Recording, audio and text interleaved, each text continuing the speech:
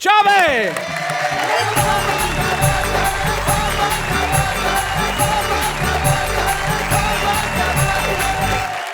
बहुत बहुत धन्यवाद। किसी ज़माने में अंजुम जी मैं भी गाने का शौकीन था और अपने कॉलेज में एक बार जब मैंने गाना गाया था तो एक ही गाने पे 2 मेडल मिले थे। एक छोटा मेडल, दूसरा बड़ा मेडल। छोटा मेडल गाना शुरू करने के लिए मिला।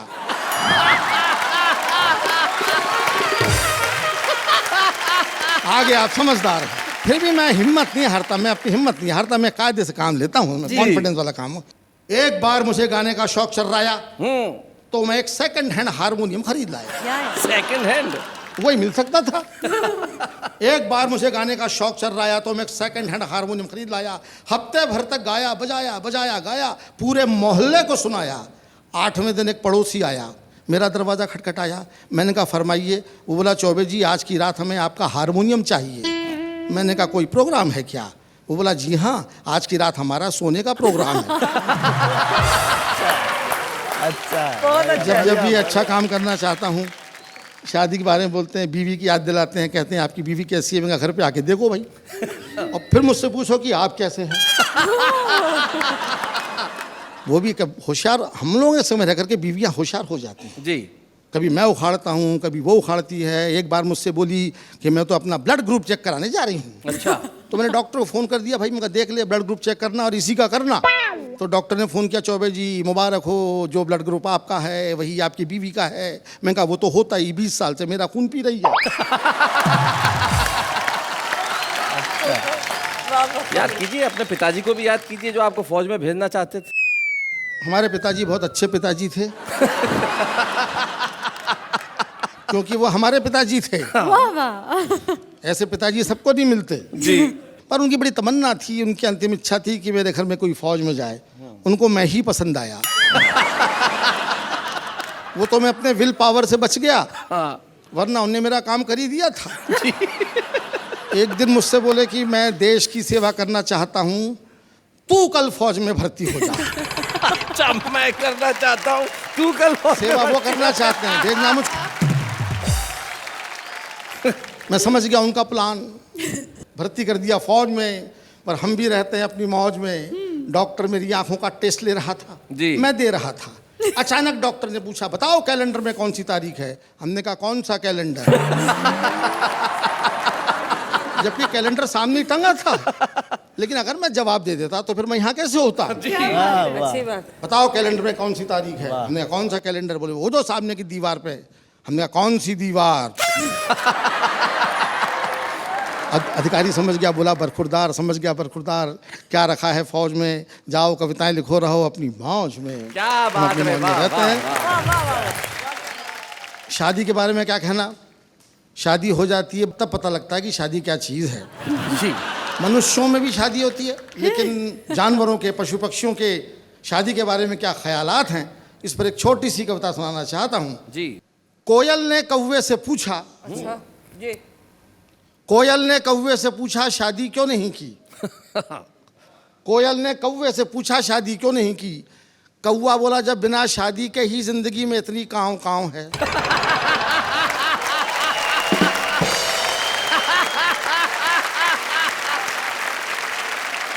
जानवर तक समझता कि शादी क्या चीज है। हाँ? बंबई में चौपाटी पे 2 लोग रात को घूम रहे थे। एक ने दूसरे से पूछा आप क्यों इतनी रात को यहाँ पर हैं? वो बोला मैं कुंवारा हूँ, घर पे क्या करता? और बोले आप? बोले मैं शादीशुदा हूँ, क्या करता? आप देखिए शादी की बात हो रही इसलिए मैं कहता हूँ आपसे। फिर एक छोटी सी कविता शादी पे। जी। कुंवारे के घर के आगे लिखा था होम स्वीट होम, शादीशुदा के लिखा था ओम शांति ओम। शादी के पहले मैं काफ़ी मोटा था, जैसे कि चौबे हुआ करते हैं। एक ज़माने में मैं काफ़ी हैवी वेट चैंपियन था। जी। लोग वाग मेरी कविताओं से ज़्यादा मेरी काया पे हंसते थे। हमने रिक्शे वाले से कहा स्टेशन चलोगे? वो बोला चलो। हमने कहा पैसे? तो बोला 2 रुपए किलो।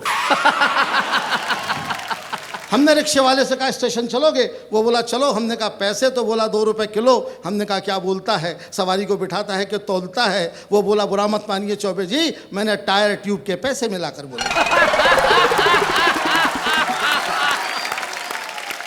मैं और सुंदर मालेगामी लखनऊ स्टेशन पे खड़े थे, गाड़ी का इंतज़ार कर रहे थे। गाड़ी काफ़ी लेट थी, सोचा वज़न लेता हूँ। वज़न लेने मशीन पे चढ़ा तो मशीन भी मुस्कुराने लगी। हम वज़न तौलने की मशीन पर चढ़े, टिकट देखा तो आसमान से नीचे गिर पड़े। लिखा हुआ था सूचनाएं गौर से पढ़ें, एक साथ 4 लोग न चढ़ें। सूचनाएं गौर से पढ़ें, एक साथ 4 लोग न चढ़ें। टिकट सुंदर को दिखाया, वो भी मुस्कुराया। मशीन पे चढ़ा, सिक्का डाला, टिकट निकाला। इस बार लिखा हुआ था वज़न तो रखें। एक अमेरिकन पिक्चर आई थी जुरासिक पार्क, आपने देखी होगी। उसका असली हीरो डायनासोर था, बाकी पात्र तो कीड़े मकोड़े थे। पूरी फिल्म में वही दंदना रहा था, डायनासोर डायनासोर। मैं भी जिज्ञासावश देखने गया।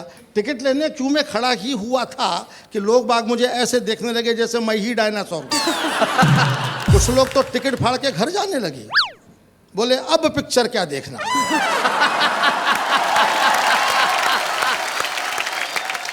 मुझको तो अब पे एतराज था, अब पे एतराज था। बोले अब पिक्चर क्या देखना, हीरो तो यहीं खड़ा है। यहाँ तक तो मैंने बर्दाश्त कर लिया, लेकिन 5 मिनट के बाद में सामने वाला मुझसे पलट के बोला धक्का क्यों दे रहे हैं डायनासोर साहब। मैंने कहा धक्का कौन दे रहा है, सांस भी ना छोड़ूं। सामने वाला कुल 50 ग्राम का था, मेरी एक सांस के साथ में आधा किलोमीटर आगे पहुंच जाता था। आदमी अपना वजन बढ़ाता नहीं है, मुझे कोसता है, तब मेरा दुखी दिल सोचता है। डॉक्टर कहता है वेट कम करो, बीवी कहती है पेट कम करो, वाह वाह क्या बात है वाले कहते हैं कि रेट कम करो। मैं तीनों से कहता हूँ मैं गरीब आदमी हूँ, मुझ पे रहम करो, मुझ पे रहम करो। कोई करता नहीं, कोई करता नहीं। और मुझे हंसाने के साथ साथ में अपने आंसू भी बेचने पड़ते हैं। क्या बात है, वाह वाह वाह। आप हंसते हैं, मैं रोता हूँ। मिर्ज़ा गालिब की याद आती है। मिर्ज़ा गालिब का नाम आपने सुना होगा, बहुत दुखी, बड़ा रंजीदा शायर था। हमारा भी काम यही है, हम अपने मन में रंज लिए रहते हैं अपने, लेकिन दुनिया हंसती है तो मिर्ज़ा गालिब का शेर याद आता है कि बनाकर फ़कीरों का हम भेज गालिब, तमाशाए अहले करम देखते हैं, तमाशाए अहले करम। क्या बात, वाह वाह, क्या बात है। बहुत बहुत धन्यवाद, बहुत बहुत धन्यवाद। वाह वाह वाह। खास रस के कवि के पास में कॉन्फिडेंस के अलावा और कुछ नहीं होता है जी। उर्दू का एक शायर मरने के बाद में दोज़ख में गया। दोज़ख समझते ना आप लोग? जी, नर्क में गया। तो उर्दू का एक मज़हिया शायर मरने के बाद में दोज़ख में गया, तो यमराज को लग रहा था कि ये घबरा जाएगा, यहाँ सीन देख के भयानक सीन होते हैं दोज़ख में तो। हाँ। लेकिन हास रस का वो शायर न घबराया, मज़हिया शायर, बल्कि जोर जोर से ठाके लगाने लगा। अच्छा। तो यमराज ने पूछा हंस क्यों रहा है, तो उसने कॉन्फिडेंस से कहा कि हमने किया गुनाह तो दोज़ख हमें मिली। हाँ। हमने किया गुनाह तो दोज़ख हमें मिली, दोज़ख का क्या गुनाह था, दोज़ख को हम मिले। मैं बताता हूँ आपको आज क्या ज़माना बदल गया। आज की एजुकेशन, आज के बच्चे कितने शार्प हैं। किसी ज़माने में बच्चे भोले भाले होते थे, आजकल केवल भाले होते हैं। क्योंकि टेक्नोलॉजी आ गई है, कंप्यूटर आ गया है, बच्चे कंप्यूटराइज पैदा हो रहे हैं। एक मास्टर ने बड़ा भोंडा सवाल बच्चे से पूछा कि 100 चूहे खा के बिल्ली हज को चली। ये तो कहावत है, लेकिन उसने हज को गायब कर दिया। अच्छा। और कहा कि खाली स्थान भरो, 100 चूहे खा के बिल्ली चली, बोलो। तो बच्चे ने जवाब दिया कि 100 चूहे खा के बिल्ली टेढ़ी मेढ़ी चली। तो मास्टर ने चांटा दिया, अबे हज को चलिए बोलना था। बोले साहब रहने दो, 100 चूहे खा के बिल्ली अपनी जगह से हिल नहीं सकती, हज को तो क्या जाएगी। और वो तो मास्टर साहब आपका सम्मान रखने के लिए मैंने थोड़ा बहुत चलवा भी दिया। बहुत अच्छे। एक और मास्टर ने बच्चे से पूछा कि बेटा बड़े होके क्या करोगे। बच्चा बोला शादी करूंगा। मास्टर बोला वो तो मैं समझ गया, मैं तो ये पूछ रहा हूँ कि क्या बनोगे। बोले दूल्हा बनूंगा। अरे बोले यार क्या हासिल करोगे वो बता। बोले दुल्हन हासिल करूंगा। एक और मास्टर ने बच्चे से पूछा बता बेटा माँ और बाप में क्या फ़र्क होता है। बच्चा बोला सर माँ कहने से मुंह खुल जाता है, बाप कहने से बंद हो जाता है। वाह वाह वाह वाह वाह। बच्चा कहना चाहता है कि माँ के सामने हिम्मत लौट आती है, बाप के सामने हवा बंद हो जाती है। क्या बात, वाह वाह वाह। हम लोग तो कविताओं में एक्सपेरिमेंट करते हैं जी। जिंदगी एक्सपेरिमेंट का ही दूसरा नाम है। मुझे याद है कि एक जेल के अंदर रामलीला मनाई गई, तो एक्सपेरिमेंट में जेलर को लक्ष्मण बना दिया। अच्छा। दूसरे दिन जेलर जो लक्ष्मण बना था सस्पेंड होकर रो रहा था। किसी ने पूछा क्या हुआ। बोले जिस कैदी को हनुमान बनाया था वो बूटी लेके लौटा ही नहीं। आपको जो श्राद्ध पे खाने के लिए बुलाया था ठाकुर साहब ने, वो क्या हुआ था? अब वो ठाकुर साहब ही नहीं रहे।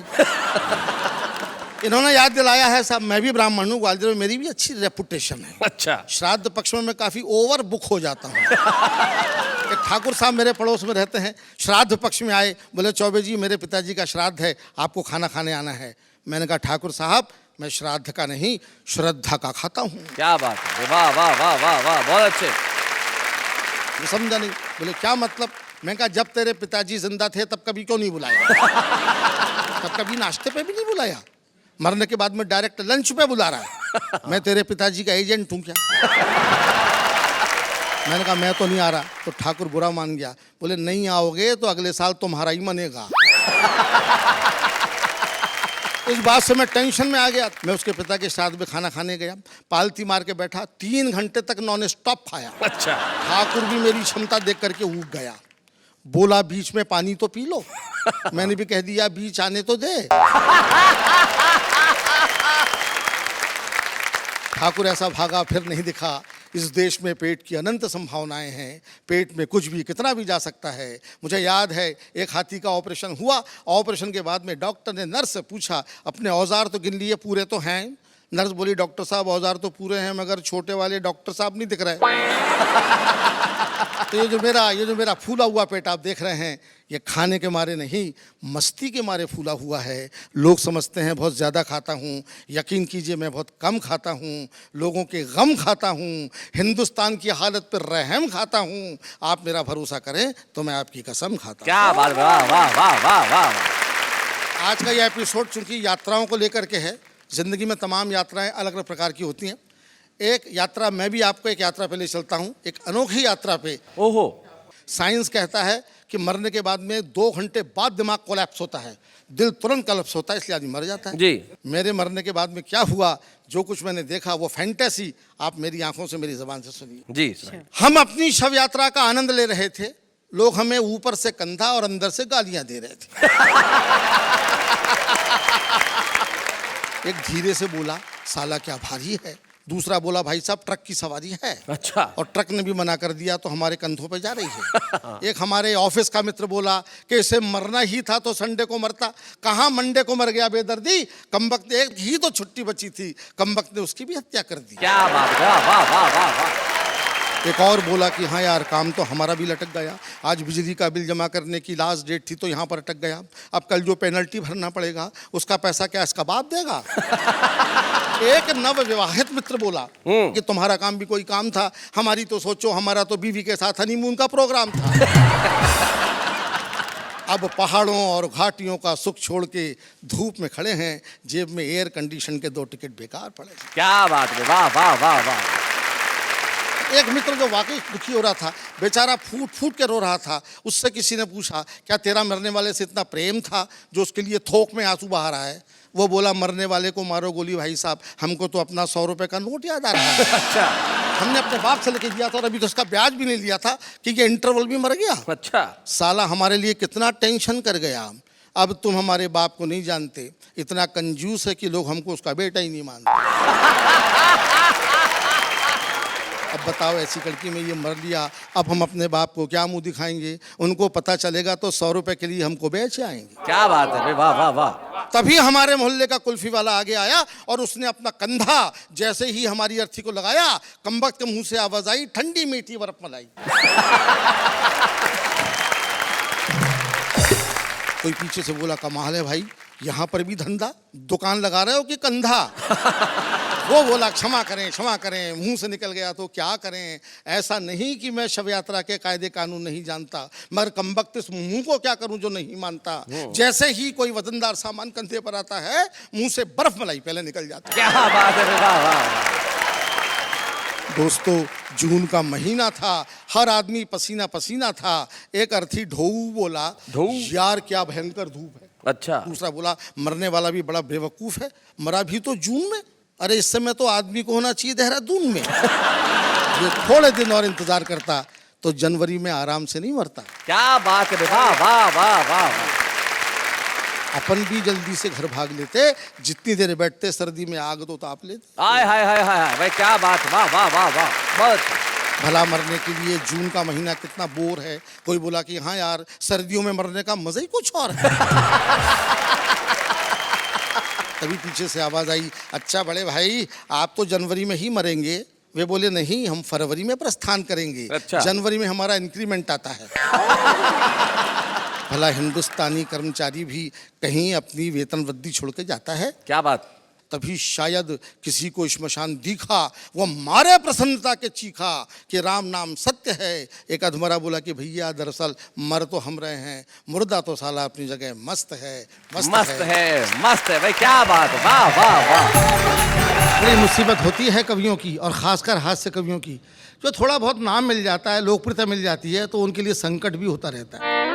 मैं कॉलेज में कविता पढ़ने के लिए गया, कवि सम्मेलन में गया, तो वहाँ का एक नौजवान जो स्टूडेंट था वो मेरे पास में आके मेरे काव्य पाठ से पहले बोला कि प्रदीप जी आपको तो हम सुनते ही रहते हैं, लेकिन आपसे पहले अगर मैं 2 मिनट की पढ़ दूँ तो क्या मुझको आज्ञा देंगे, अनुमति देंगे? मैंने दया की उस पर, मैं कहा पढ़ ले भाई। मैं कहा 2 मिनट रहेगा ना? हाँ बोले, भरोसे का आदमी हूँ, मगर माइक अच्छों को नहीं छोड़ता सा। मेरे पढ़ने के पहले 2 मिनट के लिए आया हुआ कवि, उसने जो कुछ किया वो इस कविता का विषय है। सुना। केवल 2 मिनट के लिए आया हुआ कवि जब 2 घंटे कविता पढ़ गया तो पीछे बैठे हुए कवियों का मानसिक संतुलन बिगड़ गया। एक ने उसका कुर्ता पकड़ के खींचा। कुर्ता काफी पुराना था। कुर्ता काफी पुराना था, आधा हाथ में आ गया। फटा हुआ कुर्ता देख के कवि ताव खा गया। पलट के बोला, क्या कुर्ता ही फाड़ दिया? 1 घंटा और पढ़ूंगा। और वो फिर शुरू हो गया। कवियों में टेंशन भी दोबारा शुरू हो गया। बड़े कवि ने छोटे कवि से कहा, ये कुर्ते से नहीं मानेगा। तो साहबी वाली बात है, जो आपके हंसने के लिए जिंदगी मिलती है। 2 बैठे हैं बेचारे यहाँ पे, इनको गंजा गंजा कह करके, ये मुझे बहुत बुरा लगता है, बहुत बुरा लगता है। भाई गंजों के अनुभव बड़े शार्प होते हैं। एक गंजे के पास खड़ा था, एक विराट गंजा था। ये तो क्या लगता है, वहाँ तो पूरा मैदान ही साफ था, दूर तक कहीं छाया नहीं थी, पूरा मैदान चमक रहा था। अगला धूप में और खड़ा था और तेल भी लगा रखा था। मेरी तो निगाह तक फिसल रही थी।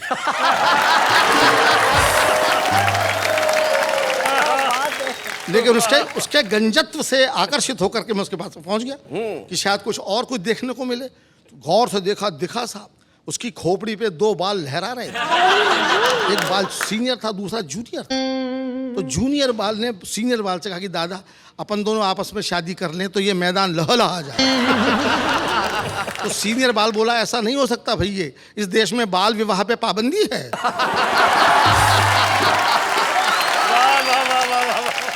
रेल यात्रा की कविता में सुना देना चाहता हूं। आज तो रेलों में बड़ी सुविधाएं हैं साहब, एसी वेसी हैं, तमाम है, सब कुछ है। एक ज़माने में रेलों में केवल रेल ही होती थी।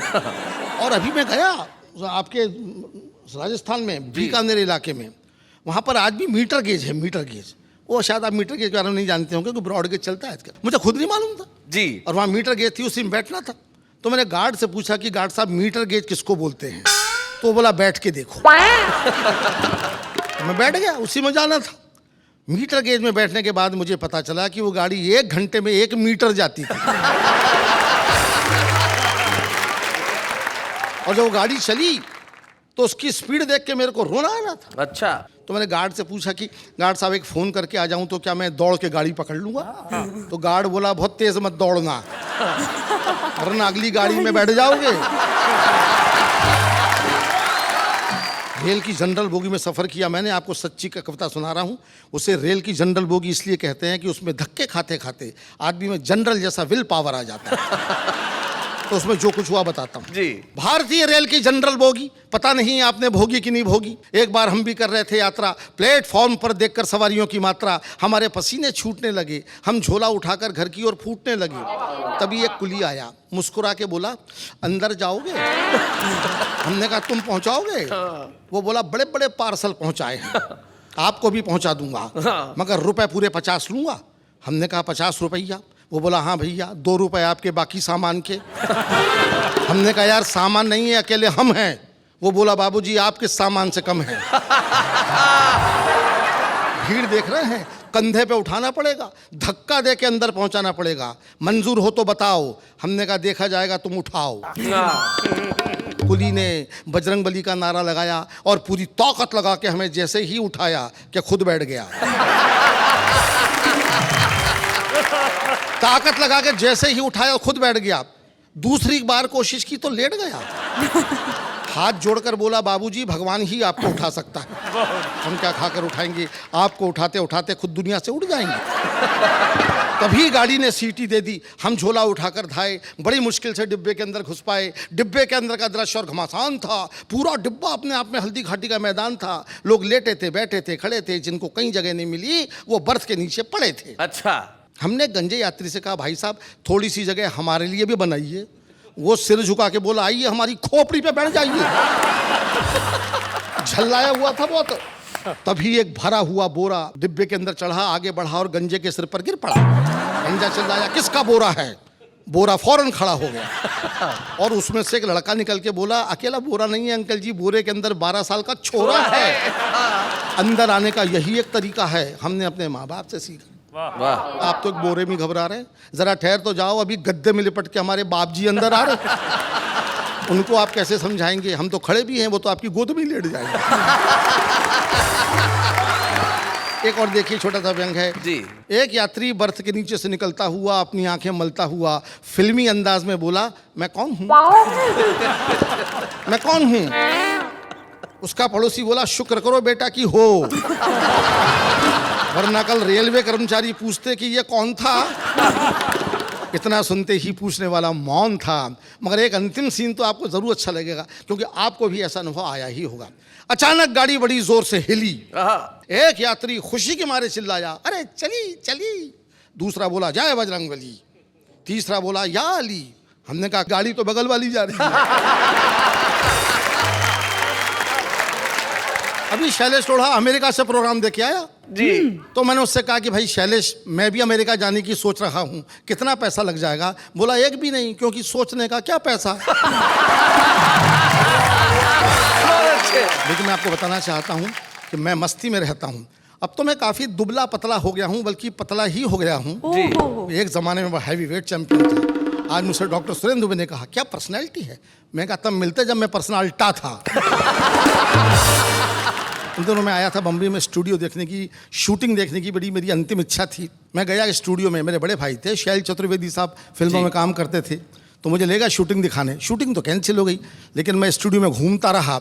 दोस्तों, कविता कहाँ कहाँ मिलती वो बताता हूँ मैं आपको। ये कविता जो मैं आपको सुनाने जा रहा हूँ, ये मैंने बिल्कुल नहीं लिखी है, उसी स्टूडियो ने मुझको दी है। वहाँ सिनेमा के पोस्टर सीक्वेंस में लगे थे। हर पोस्टर के बाद में दूसरा, तीसरा, चौथा पोस्टर मैंने गौर से देखा तो पूरी एक कविता, पूरा व्यंग उसमें से निकलता आ रहा था। मज़ा लीजिए, पहले 4 पोस्टर आप खुद समझ जाएंगे। हिंदुस्तान की कसम, हम हिंदुस्तानी, हम नहीं सुधरेंगे, हम सब चोर हैं।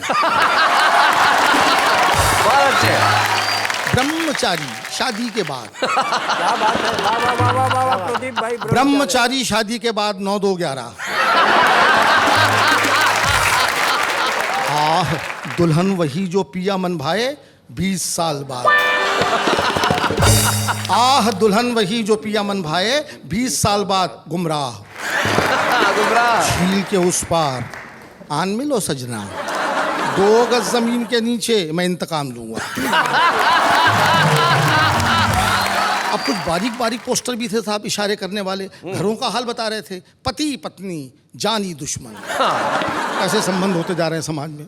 पति पत्नी जानी दुश्मन, बाप बेटा हम आपके हैं कौन। खून का बदला खून, भाई हो तो ऐसा। क्या बात है, वाह वाह वाह, बढ़िया बढ़िया बात।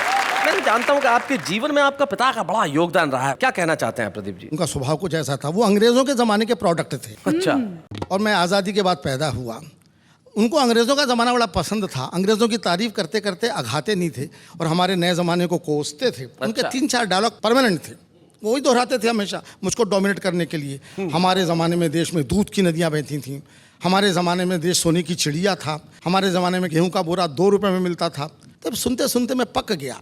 एक दिन मैंने बाजी पलट दी। अच्छा। मूड में बैठा था, पिताजी ने वही पुराना रिकॉर्ड लगाया, हमारे ज़माने में देश में दूध की नदियाँ बहती थीं। मैंने कहा जानवर ज़्यादा होंगे। तभी दूध की नदियां बहती होंगी। हमारे जमाने में तो आदमी ज्यादा हैं, इसलिए खून की नदियां बहती हैं। क्या बात है भाई, वाह वाह वाह वाह प्रदीप जी, बहुत अच्छे। ये अपनी बात कहनी थी। बोले देश सोने की चिड़िया था। मैंने कहा आपका सोच ही छोटा था, इतना सोना था फिर भी चिड़िया बोलते थे। अरे कबूतर बोल दिया। अंतिम दांव दिया। हमारे ज़माने में गेहूं का बोरा 2 रुपए में मिलता था। हमने कहा आज भी मिलता है मगर वो खाली होता है। तो साहब मैंने दूध की नदियों की बात से जो बात निकाली, ये मेरे पिताजी की देन थी कि दूध उन्होंने दिया, मैंने उसको इस्तेमाल कर लिया। कविता में बात कैसे आ जाती है वो आपको सुनाता हूँ। कल्पना कीजिए कि दूध की नदियां हिंदुस्तान में बहती थीं। आगे क्या तरक्की हुई उस पर ये 4 पंक्तियां व्यंग्य की हैं। आपकी दाद चाहूँगा, आपका ध्यान चाहूँगा। 18वीं शताब्दी बच्चे को दूध से नहलाइए। क्या बात है। नदियाँ ही हैं तो नहलाओ। 19वीं शताब्दी बच्चे को दूध पिलाइए।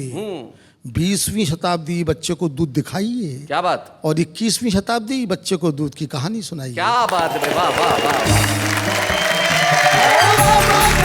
इस बार कुछ आलपिने, जैसा कि शैलेश ने बताया जी, आलपिने ये छोटी छोटी कविताएं हैं, उनके मजे लीजिए। सुना है। आदमी और जानवर में बेसिक क्या फर्क है? जी, शेर शेरनी से नहीं डरता। शेर शेरनी से नहीं डरता क्योंकि प्यार करता है, शादी नहीं करता। आदमी औरत से डरता है क्योंकि प्यार नहीं, सिर्फ शादी करता है। भाई क्या बात है। एक सरकारी सीन देखिए आलपिन में। बड़े अफसर ने छोटे को डांटा, आप निकम्मे हैं, एकदम गधे हैं। छोटा बोला ठीक कहते हैं सर, आप मुझसे बड़े हैं। बीवी एक तो जीने नहीं देती, बीवी एक तो जीने नहीं देती, ऊपर से करवा चौथ रखती है, मरने भी नहीं देती। बहुत बढ़िया। कहते हैं कि हर सफल आदमी के पीछे एक स्त्री का हाथ होता है, पुरानी का। थोड़ा आगे बढ़ाया मैंने। हर सफल आदमी के पीछे एक स्त्री का हाथ होता है और असफल के पीछे दूसरी का। मैंने अपने मित्र शहाबुद्दीन से पूछा, हाँ यार बकरा ईद कब है? वो बोला जब आ जाओ। चूहा कहीं भी और अफसर कहीं का भी बिल बना सकता है। हाय हाय, बिल बना सकता है। बहुत अच्छे, क्या बात है। नौजवान प्रेमियों, प्रेम वेम के चक्कर में मत पड़ो। शादी नहीं हुई तो बर्बाद हो जाओगे, और अगर हो गई तो हो ही जाओगे। पागलों के बारे में लोग कहते हैं, पागल को कैजुअल लेते हैं लोग। पागलों के बारे में एक छोटी सी आलपिन सुनो सुनो सुनो। सुनाइए। कितने पागल हैं हम लोग जो पागलों को पागल समझते हैं। वाह वाह वाह, बहुत बढ़िया, बहुत अच्छे प्रदीप जी। कितने पागल हैं हम लोग जो पागलों को पागल समझते हैं। पागलों से पूछिए, वो हमें कुछ नहीं समझते। डॉक्टर के कहने पर मैंने नमक छोड़ दिया, इस जरा सी बात ने मेरे नमक का दिल तोड़ दिया। हाय हाय, क्या बात है। एक दिन लंच पर मेरे कान में बोला, क्यों बे नमक हराम। इस देश में बहुत कुछ है मगर ये जो कुछ है यही काम का है, बहुत तो बस नाम का है। वाह वाह वाह वाह वाह, बहुत बढ़िया। लोकसभा के अध्यक्ष को स्पीकर कहते हैं अंग्रेजी में जी। और आप देखते हैं लोकसभा का सीन कि वहां पर कितना शोर शराबा होता रहता है। और उसके आगे क्या होता है देखिए, एक बेचारा स्पीकर जिसके मुकाबले 540 लाउड स्पीकर। बहुत बढ़िया। आराम हराम है, बड़ा किसी का बहुत बड़ा नारा है जी। जरा सा बात को आगे बढ़ाया है आलपिन में। आराम हराम है लेकिन देखता हूं कि हराम में बड़ा आराम है। वाह वाह वाह वाह, बहुत अच्छे, बहुत बढ़िया। सुहाग के लिए सिर्फ एक चूड़ी काफी है। चूड़ी सुहाग का प्रतीक माना जाता है। छोटी सी बात भी है, इस आलपिन ने क्यों जन्म लिया, इस कविता ने क्यों जन्म लिया।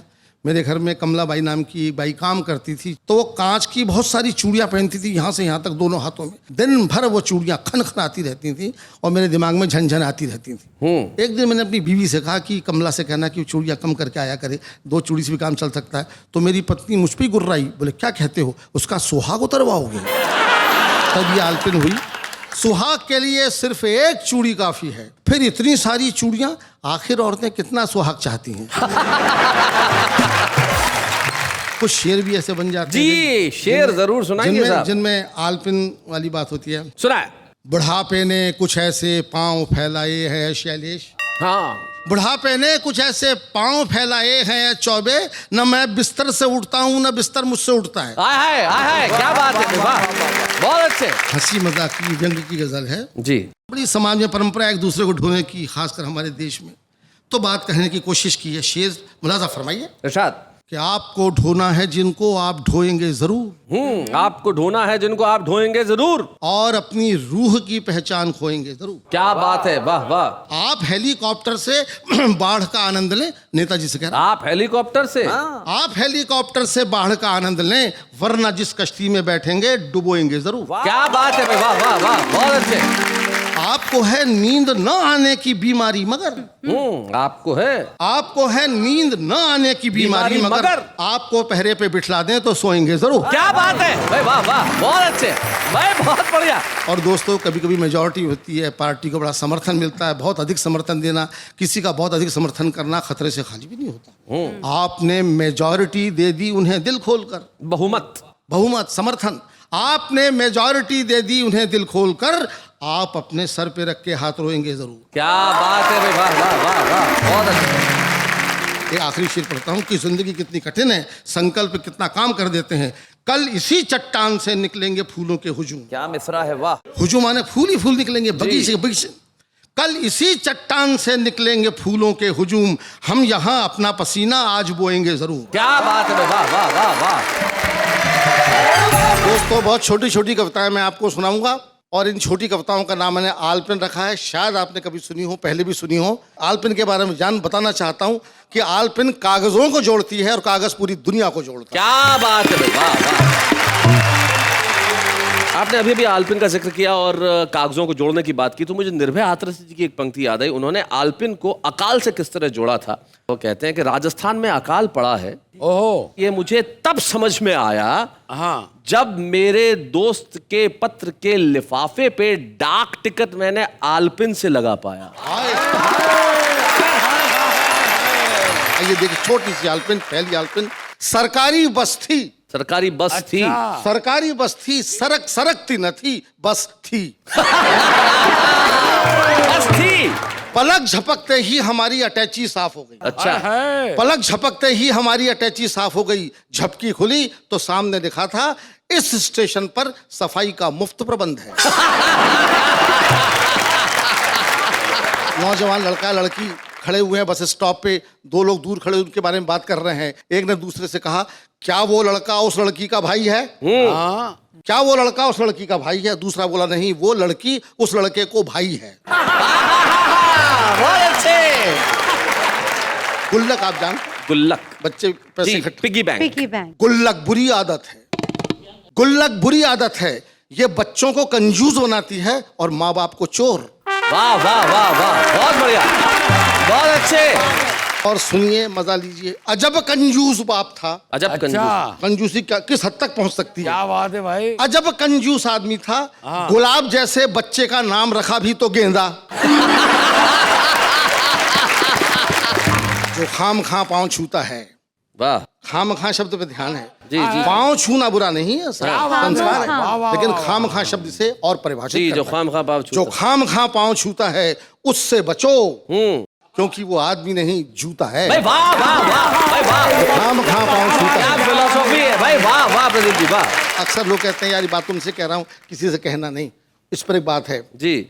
उससे कहना नहीं, उससे कहना नहीं, उससे कहना नहीं। उसने उससे कहा, उसने उससे कहा, उसने उससे कहा। क्या बात है, वाह, बहुत अच्छा, बहुत बढ़िया। और आखिरी सुन लीजिए कि जहां जहां आदमी होगा वहां वहां राजनीति होगी। क्या बात है। जहां जहां आदमी होगा वहां वहां राजनीति होगी, और जहां जहां राजनीति होगी आदमी नहीं होगा। क्या बात है भाई, बहुत बढ़िया, बहुत अच्छे प्रदीप जी, वाह वाह। दोस्तों, ये छोटी छोटी बातें थी। आइए मैं आपको थोड़ा सा समय आपका और लेता हूं, जहां उसमें हास्य भी होगा और जी। गाली भी। क्या बात है। हिंदी हमारी मातृभाषा मानी जाती है, अच्छा, लेकिन नहीं, हमारी भाषा का नुकसान हम भाषावादी ही करते हैं। जी। आप कभी गौर से देखें तो आपके आसपास हमेशा हिंदी गलत बोली जाती है। इसलिए हिंदी जो कभी माथे की बिंदी थी, आजकल चिंदी दिखाई देती है। क्या बात है।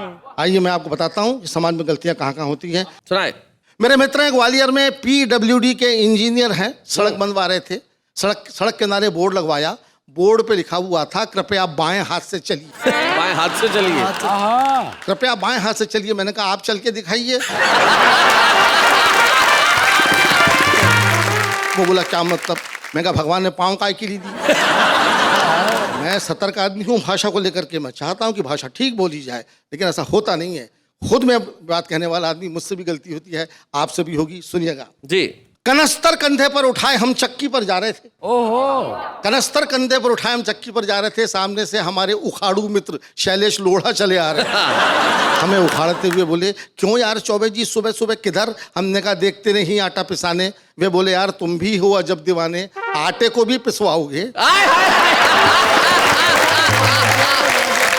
हमने कहा, देखते नहीं आटा पिसाने। वे बोले, यार तुम भी हो जब दीवाने, आटे को भी पिसवाओगे, और भगवान न करे कहीं पिस ही गया तो फिर क्या हमको खाओगे?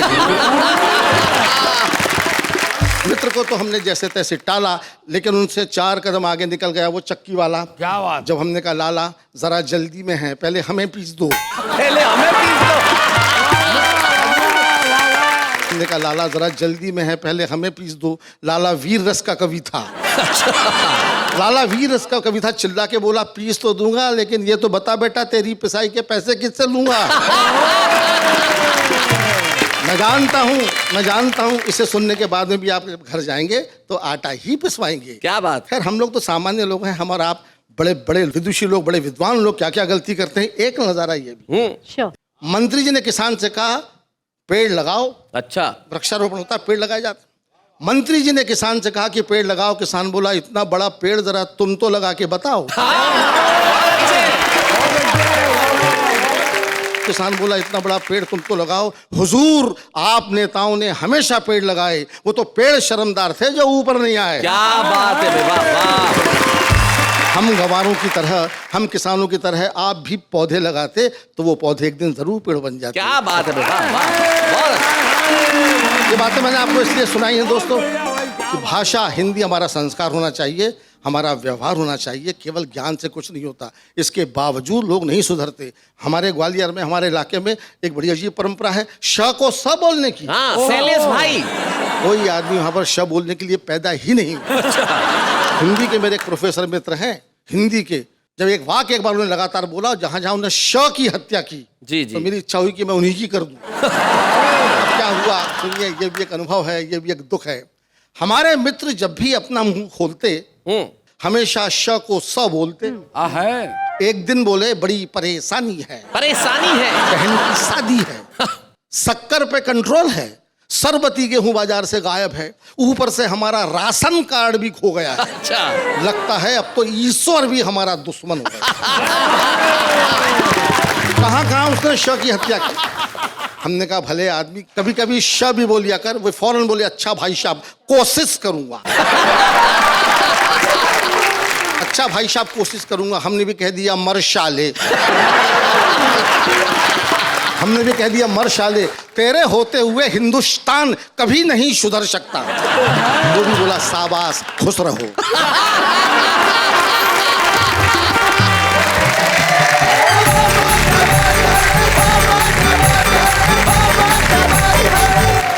ऐसे और भी मजेदार वीडियो के लिए हमारे चैनल को लाइक, शेयर और सब्सक्राइब करें।